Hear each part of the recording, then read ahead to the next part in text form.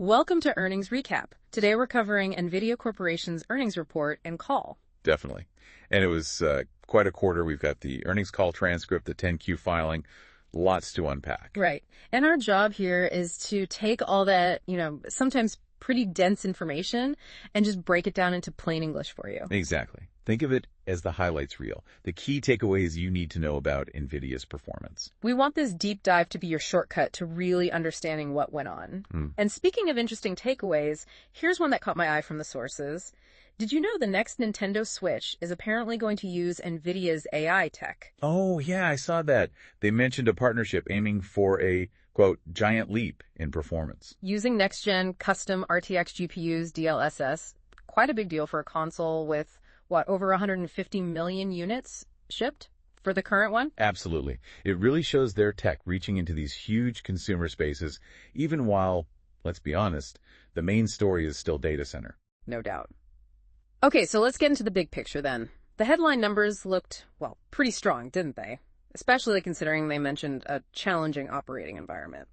Strong is, maybe putting it mildly. Total revenue for the quarter, $44 billion. Wow, $44 billion. And the sources say that's up 69% year over year. 69%. A massive jump. And what's also key here is that number actually beat their own forecast. Oh, interesting. So better than they expected, even with those challenges. Exactly. Suggests the underlying demand might be even stronger than anticipated. Yeah. So yeah, overall, a very strong quarter, huge growth. And I think we both know where most of that growth came from. The sources make it pretty clear. Well, absolutely zero doubt. The data center segment is still the engine, the juggernaut. Okay, let's dive right into that then. Give us the specifics on data center. All right, so data center revenue was $39 billion for the quarter. $39 billion, just wow. That's up how much year over year? It's a staggering 73%. 73% increase. Okay, so yeah, the vast majority of that total growth is data center. What's driving that explosion? Well, according to the call and the filings, it's still that huge demand for accelerated computing for AI. But there's a shift happening. A shift? Yeah, a really strong move towards AI workloads focused on inference. Ah, okay. So it's not just training the big models anymore. It's increasingly about actually using them, running them to get answers or generate content. Precisely. And they talked a lot about customers building out what they call AI factories. Basically, huge dedicated computing infrastructure just for AI. Makes sense. And this ties into the whole Blackwell architecture ramp, right? That seemed like a major theme. Huge theme. They called it the fastest ramp in the company's history. Which is saying something, given their recent product cycles. Fastest ramp. How fast are we talking? Did they quantify that? They did. Get this. In Q1 alone, Blackwell products made up nearly 70% of their data center compute revenue. 70% already from a brand new architecture. Yep. It shows how quickly customers are jumping from Hopper, the previous generation, to Blackwell. It's not a slow transition. It's like a full-on sprint. That's incredible speed. Yeah. What's making everyone switch so fast? What's special about Blackwell? Well, the GB200 and the upcoming GB300, they represent some pretty fundamental architectural changes built for massive scale. The big goal they kept mentioning is achieving the lowest cost per inference token. Right. Efficiency is key when you're running these things constantly. Exactly. And the GB300, for example, packs in 50% more high bandwidth memory, more dense inference performance, but crucially, it fits in the same physical footprint as the GB200. Ah, the drop-in design they mentioned. That must make upgrades much easier for data centers. That's the idea. Less disruption when you're talking about these massive multi-billion-dollar facilities makes the upgrade path smoother. And this technical leap directly feeds into the demand they're seeing, especially for inference, you said? Directly. They specifically said they're witnessing a sharp jump in inference demand. Any examples given? Yeah, they pointed to major players like OpenAI, Microsoft, Google, all seeing what they called a step function leap in token generation. Token generation, meaning the AI models are just producing way more output. Essentially, yes. Yeah. Tokens are like the basic units AI models process words, parts of words. And as AI gets smarter, especially with the term reasoning AI. Reasoning, yeah. Yeah, AI that does more complex problem solving or planning. Those tasks apparently need way more tokens, hundreds, maybe thousands more per query, compared to simpler AI tasks. Okay, so smarter AI equals much, much higher demand for inference compute power. You got it. It really backs up the idea that AI scaling isn't just about training bigger models anymore. Running them efficiently, inference is becoming just as huge, if not bigger. And they mentioned open source models contributing too. Right. Models like DeepSeek and Qwen, particularly from China, are also driving this kind of compute-heavy reasoning work. It's a broad trend. It's not just the chips, though, is it? Their networking stuff seems really important for these AI factories. Oh, absolutely critical. Foundational, really. They spent time highlighting Spectrum-X. That's their enhanced Ethernet for AI. Exactly. Designed to connect these massive AI clusters. And they claimed it can boost how much you actually use the cluster, the utilization, from maybe 50% sometimes, up to 85 or 90%. Wow, that's almost doubling the efficiency. It's a huge deal. If you're spending billions on GPUs, getting nearly twice the work out of them is incredibly valuable. They also mentioned Bluefield for managing security and storage in these complex setups. And this whole AI factory build-out, it sounds like it's happening everywhere. Very much a global phenomenon. There was a quote from Jensen Huang, the CEO, saying AI is now viewed as essential infrastructure for every single economy. Like roads or power grids, but for AI. Kind of, yeah. He mentioned countries like Taiwan, Sweden, Japan, all racing to build their own national AI platforms, their sovereign AI capabilities. And it's not just the giant cloud companies building these. No, they emphasize enterprise AI to companies wanting to run AI closer to their own data. On-premise. They have products like the RTX Pro server and DGX Spark aimed at developers outside the big clouds. And they're looking even further ahead, too, right? Telcos, industrial uses. Definitely. Talk about 6G built on AI factories alongside manufacturing plants, and a really big emphasis on robotics. Robotics? What did they say there? Well, beyond the automotive partnerships like GM and Mercedes starting production, they mentioned medical robotics with GE Healthcare. And crucially, they launched Isaac GR00T N1. GR00T N1? Yeah, described as the first open foundation model specifically for humanoid robots. Plus, Cosmo World models for simulation. They named companies like Boston Dynamics, Agility, XPin using these already. So they see robotics as potentially another massive wave. The language they used suggested exactly that. Potential on the scale of the AI data center boom feels like a major long-term bet. And underpinning all this, they're investing heavily in U.S. manufacturing, too. Yeah, working with TSMC, Foxconn, Wistron, aiming for this goal of chip-to-supercomputer, built in America within a year. That's a serious commitment. Reflecting those huge purchase commitments we'll probably touch on later. Exactly. Okay, before we get to the challenges, let's quickly cover the other business segments. Gaming, ProViz, automotive, how did they do? Sure. So gaming still has that massive base, right? 100 million GeForce users. They launched new cards, the 5060 and 5060 Ti for desktop and laptops, aimed at doubling frame rates, cutting latency. And we already mentioned that Nintendo Switch 2 potential, which is a big deal for future gaming revenue, even if it's not financial yet. For sure. Using AI, DLSS, custom RTX, aiming for that giant leap on a platform with a huge potential audience. Very significant. Okay, professional visualization. ProViz revenue was $509 million. Pretty flat compared to the previous quarter, but still up a healthy 19% year over year. What's driving that? Seems like it's really their Omniverse platform gaining traction. They gave some really cool real-world examples. Oh, yeah, like TSMC using it to save months, designing new chip fabs. Foxconn speeding up thermal simulations 150 times faster. Pegatron cutting assembly line defects by 67%. Wow, those are concrete benefits, real efficiency gains. Exactly. Shows the software and platform side delivering value. And automotive? Automotive revenue hit $567 million. Slightly down sequentially, but up a very strong 72% compared to last year. 72% year over year. What's behind that growth? Mostly the ramp-up of their self-driving tech going into cars, plus strong demand generally for new energy vehicles, NEVs. And besides the production starts with GM and Mercedes, they kept linking automotive back to that broader robotics push with Isaac and Cosmo. So data center is clearly king, but these other areas are definitely contributing and have potential too. Right. It's not just a data center story, even if that dominates the numbers right now. Shows some diversification. Okay, but it can't all be smooth sailing with this kind of explosive growth. The sources, especially the 10Q, definitely highlighted some major challenges and risks. Oh yeah, they spent significant time on those.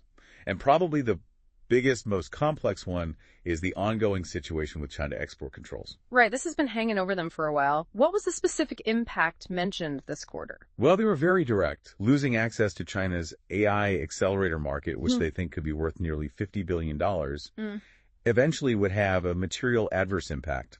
Full stop. Material adverse impact, that's strong language in a filing. It is. And they also noted it benefits competitors who aren't facing the same U.S. restrictions. And did this translate into actual financial impact in their outlook? It did. Their guidance for Q2 explicitly reflects this. They expect China revenue to decline, specifically because they anticipate losing about $8 billion in revenue from their H20 product line due to these export controls. $8 billion just from that one product line in China because of the rule. Yeah, it's a direct financial hit baked into the forecast. And the uncertainty isn't going away. Wow. Well, they mentioned the U.S. government recently pulled back one rule, the AI diffusion rule, but a new replacement rule is coming. Oh, great. More uncertainty. Exactly. They state clearly the scope, timing, details of this new rule, unknown.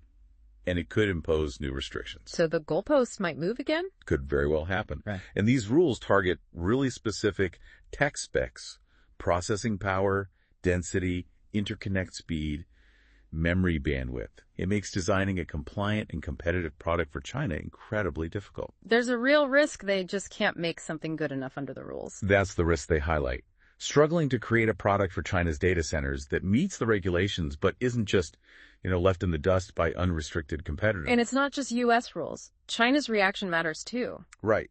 The sources mentioned Chinese regulators are asking questions, investigating compliance, and maybe even encouraging buying local or setting their own performance standards. It's a messy geopolitical situation. Definitely a major headache. What other big challenges came up? Supply chain. Yes, supply chain management and handling these super fast product transitions, that's a huge operational challenge. Because the lead times are so long for these advanced chips. Exactly. They have to commit to buying components and capacity years in advance based on forecasts. Which means you can easily end up with too much or too little if demand shifts or, say, export rules change suddenly. Precisely. The 10Q literally says significant mismatches between supply and demand have happened and can happen again. And we saw direct proof of that this quarter. The big charges they took. Yeah, a $4.5 billion charge, mostly related to excess inventory and purchase commitments for that H20 product, the one hit by the China controls. $4.5 billion. That must have hit their margins hard in Q1. It did. They quantified it as an 11.0% unfavorable impact on gross margin for the quarter. Huge hit. And they note that overall, these longer lead times, complex supply agreements, investing in U.S. manufacturing, it's all adding cost and risk. And trying to ramp new products like Blackwell while managing older inventory just adds another layer of complexity. Absolutely.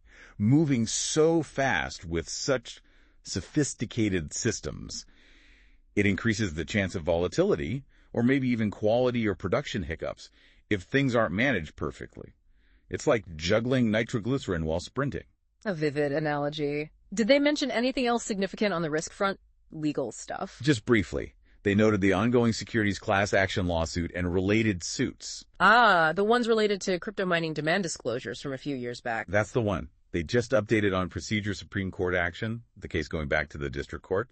So basically, it's still ongoing in the background. Okay, so significant risks there. But despite that big charge, their overall financial health seems incredibly solid. Oh, absolutely robust. The numbers are pretty staggering. Cash equivalents, marketable securities sitting at $53.7 billion. $53 billion in cash. Yeah. And cash flow from operations in Q1 alone was $27.4 billion.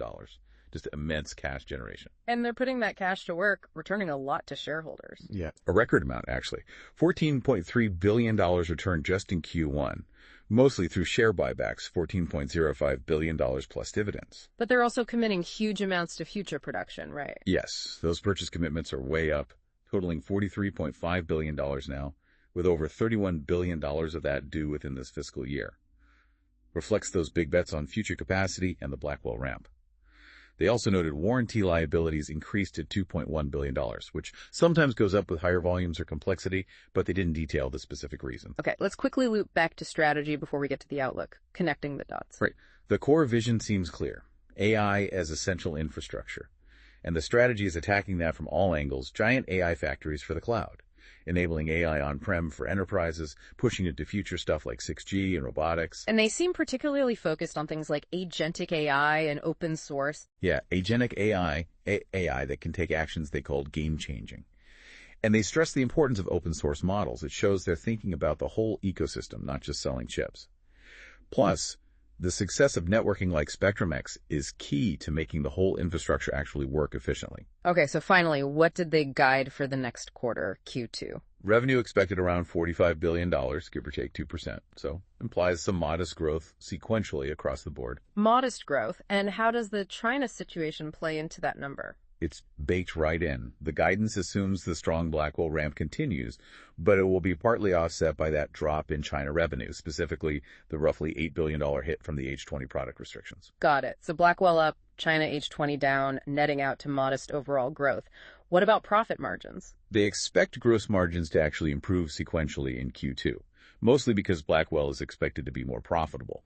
The longer-term goal is to get gross margins back into the mid-70s% range later in the year. Okay, so pulling it all together then, the main takeaway from these sources seems to be NVIDIA is firing on almost all cylinders. Massive growth, huge AI demand, incredibly fast Blackwell ramp. Absolutely. The demand picture is just phenomenal. Yeah. And it's a significant but. But they're navigating some serious headwinds. The China export control situation is complex, uncertain, and already having a multi-billion-dollar impact. Right? And managing these incredibly complex supply chains and rapid product transitions at this scale is a massive operational challenge, highlighted by that big H20 inventory write-down. It really is this picture of riding an unprecedented wave while dodging some pretty significant obstacles. A very high-stakes balancing act. Definitely. So maybe a final thought to leave everyone with, based on all this. As the whole world scrambles to build these AI factories and innovation demands ever faster product cycles, how does a company like NVIDIA manage these enormous long-term bets on manufacturing capacity, committing billions years in advance, while also dealing with unpredictable global rules and market shifts? Yeah, the sources paint a picture of both absolutely incredible opportunity and some really significant risks in actually delivering on it reliably and profitably around the world. It's a fascinating challenge.